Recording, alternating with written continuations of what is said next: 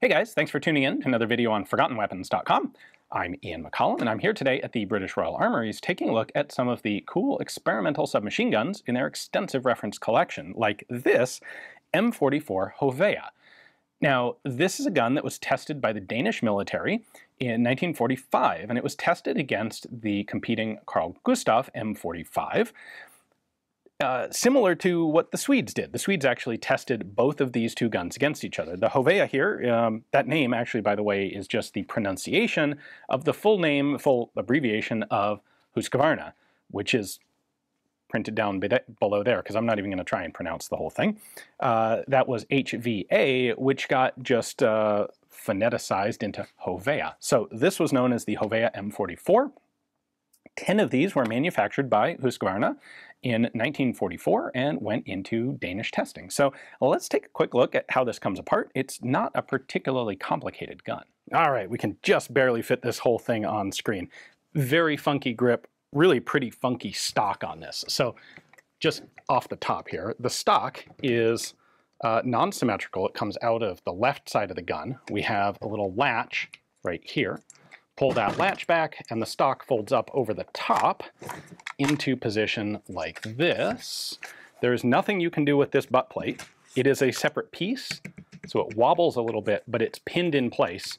Normally you'd kind of expect like this could fold down or fold back, but no, it's just fixed in there. So when it's folded, you got this big thing sticking up off the top of the gun. For magazines, kind of the popular thing in the Nordic region at this time was to use Finnish Suomi magazines, and that's what the M44 is developed for. This is the 50 round quad stack Finnish Suomi, or coffin mag. And we have a very simple magazine well here that's basically just formed of two pieces of stamped steel spot welded up to a tubular receiver that fit this 50 round mag. Now you'll notice there's one little oval cutout on this side.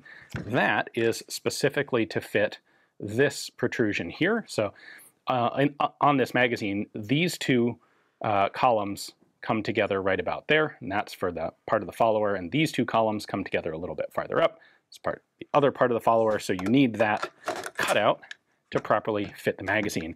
This will not fit the Suomi drum magazines, but jumping ahead slightly, the M49 Hovea that was ultimately adopted does have the magazine well opened up so that it can use the 71 round drums. Anyway, the one other cool feature on here, by the way, that's the magazine catch. This is a bolt lock. Very simple, just pivot it down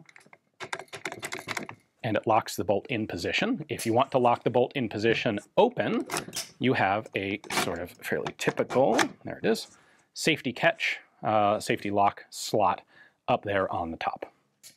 And for what it's worth, if you have the bolt open, you engage the bolt lock and then drop the bolt, it will just kind of jam it in place here, not fully forward. And the way that bolt lock works is it just lifts up this tab. Let's see if we can get some light in there. That's a little better. So you just have this tab that lifts up and locks behind one of the sear catches on the bolt when the bolt's forward. For sights, we have this very large hood over a big square front sight post that is drift adjustable for windage if you need it to be. By the way, there was some variation in the exact style of all these prototypes. This one has a bunch of holes. Some of them had like a big slot in the barrel jacket instead.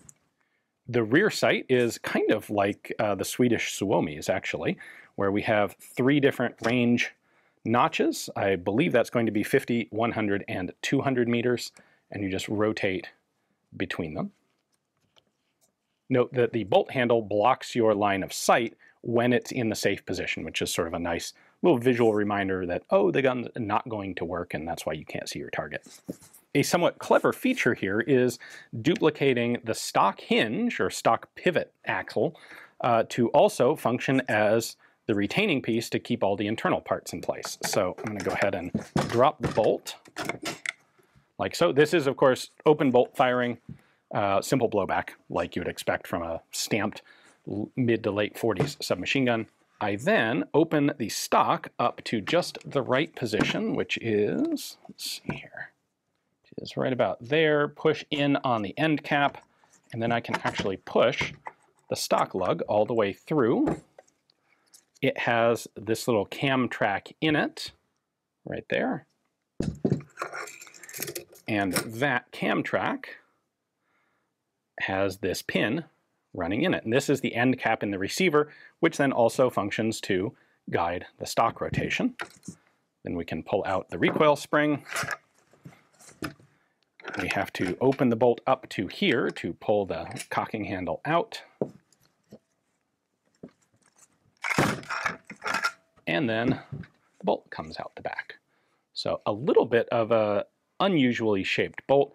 Notice that we have bearing surfaces, 4 sets of bearing surfaces here. So the main diameter of the bolt is not actually in contact with the tube. That'll help reduce friction. It means if you get dirt or debris inside, it isn't immediately going to foul the operation of the bolt. The last element of disassembly is just the barrel assembly at the front. We have a lock washer sort of retainer here. If I hold this back, I can unthread this, which is going to take a lot of threading. But eventually we can pull the barrel assembly off. We've got barrel, shroud, and this locking nut is fixed in between the barrel and the shroud when this unit is assembled. There is a little square tab right at the top there. That's your locating tab. We can pull off the lock ring. That locating tab goes in here. That ensures that the barrel is properly aligned. And then you just tighten down the hand-tightened knurled ring. Construction-wise, this is just a simple tubular receiver. You can see we have a front trunnion spot welded in place there. We have an ejector right there, also spot welded in place.